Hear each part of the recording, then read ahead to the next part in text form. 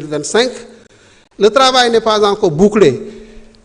D'ici la fin du mois de février, tous les ministères sectoriels sont appelés à mettre à jour les lettres de politique sectorielle, à aligner véritablement leur programme budgétaire à ces nouvelles déclinaisons de la vision Sénégal 2050, parce que la vision Sénégal 2050 est une vision globale. Vous pouvez terminer. Pas de souci. Merci. La vision Sénégal 2050 est une vision globale. Et la vision globale doit faire l'objet d'une déclinaison sectorielle. Donc chaque secteur, à travers la lettre de politique sectorielle du département, devrait arriver à aligner donc les préoccupations de son secteur à cette nouvelle vision. Et par ricochet, se doter une nouvelle liste de programmes budgétaires.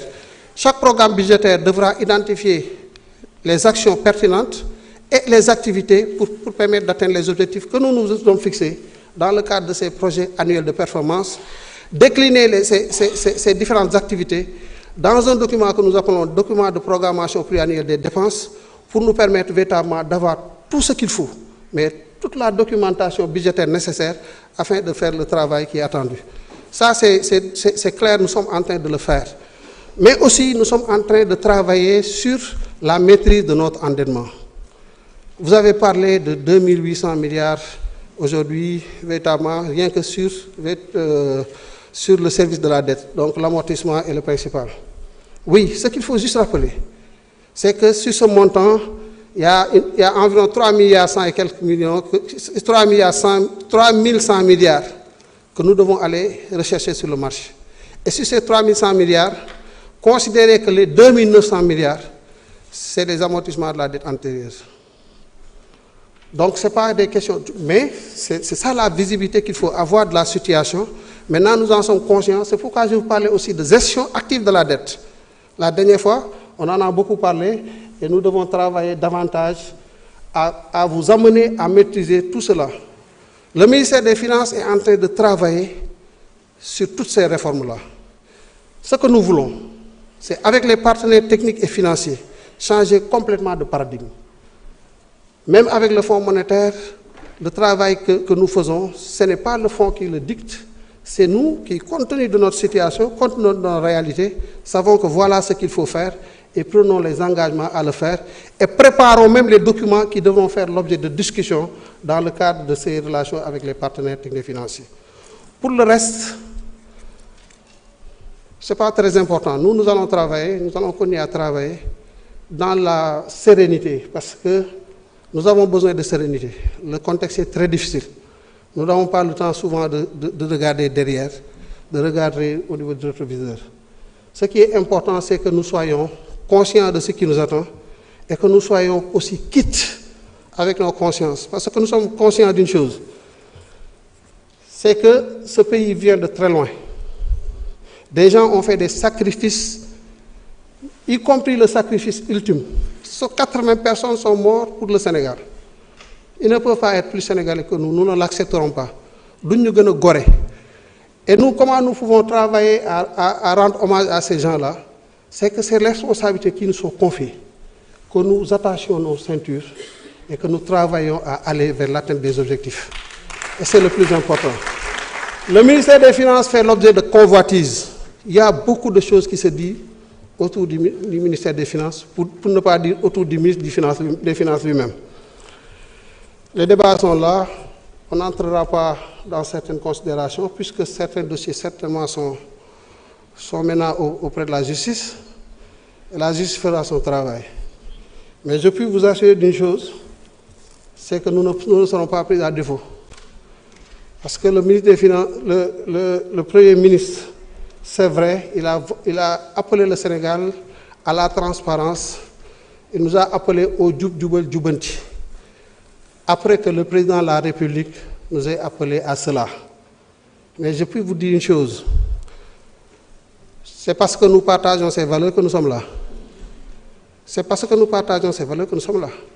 Moi, je n'accepterai pas que le président de la République, on va voir ça sur l'offre, le président de la République, nous avons des valeurs. Nous avons des valeurs yu baax waaye du ma nangu mu ëppale ma ko loolu mooy ngor. Premier ministre na am valeur yu baax yépp waaye du ma nangu mu ëppale ma ko léegi nag li ñu war a def xam nañ ko nañ ci nekk nañ ñaanalante moo gën ñu ñaanalante yu amul solo parce que en définitive c'est le Sénégal qui compte et si nous n'avons même pas le droit de ne pas atteindre les objectifs qui sont les nôtres donc mettons focus sur l'essentiel man du ma déglu kuy wax safaan parce que amul ma njëriñ li ma bëgg mooy bis ma fiy jógee bis may teg ci jaag ju ma dugal ci bàmmeel ma xam ne def naa la ma mënoon def li ci des nag yàlla mottali ko jërëjëf.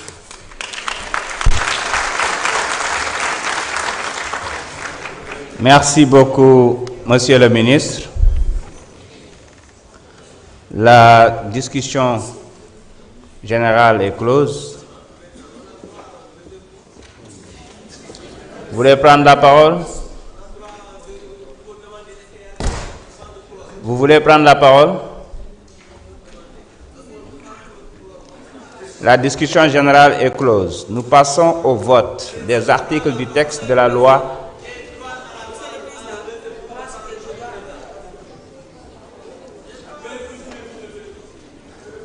La discussion générale est close. Chers collègues, maintenez vos cartes insérées. Nous passons au vote des articles du texte de la loi numéro 1/2025 portant réglementation bancaire. Monsieur le rapporteur, veuillez venir nous lire les articles du titre premier. Allez-y.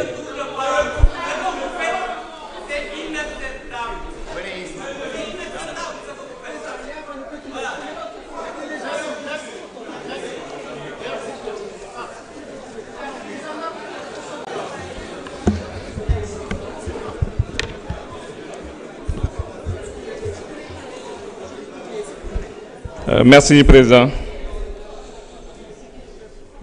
Titre premier, disposition générale, de l'article 1er à l'article 16. Je mets aux voix, le vote commence.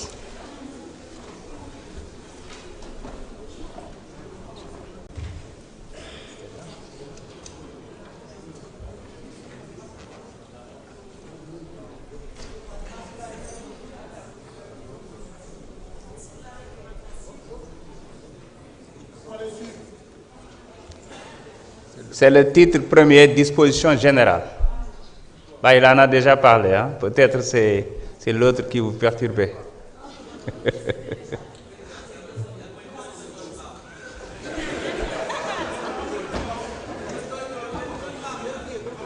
Balma.